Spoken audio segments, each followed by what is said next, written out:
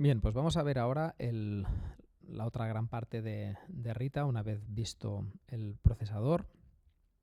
Vamos a limpiar el DSP y vamos a verlo cómo podríamos realizar una medición. En primer lugar, lo que hay que hacer es configurar la tarjeta de sonido. Cuando vamos a Devices y Audio Device, cuando abrimos el Devices, lo que podemos ver es cuáles son las tarjetas de sonido que tenemos conectadas. En este caso, yo he conectado una tarjeta externa, una Scarlett, con lo cual, por un lado, lo tenemos que decir cuáles son los parámetros o los drivers de salida y cuáles son los parámetros de entrada, ¿vale? Por defecto siempre nos detectará cuáles son los canales que tenemos a disposición y luego podemos seleccionar pues, la frecuencia de muestreo de nuestra tarjeta. Una vez tenemos esto, aplicamos y ya tenemos configurado la tarjeta de sonido. Entonces ahora para poder realizar una medición tenemos que configurar los motores de medida.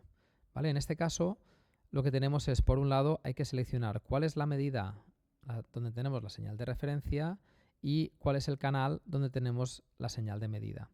En el caso que tengo yo entre manos es una tarjeta bicanal, con lo cual tengo conectado el micrófono en la entrada 2 de la tarjeta y la referencia en el 1.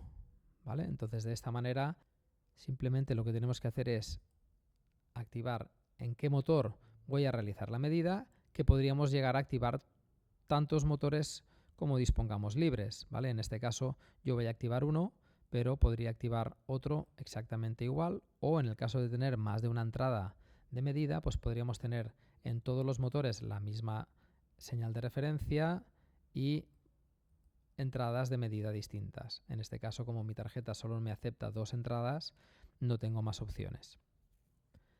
Por último, tendríamos que decirle cuáles son las salidas del generador, ¿vale? En el generador lo configuramos desde la parte de aquí derecha. Entonces, por defecto, las dos salidas están activadas. Y luego aquí podemos seleccionar cuál es el tipo de señal que vamos a utilizar.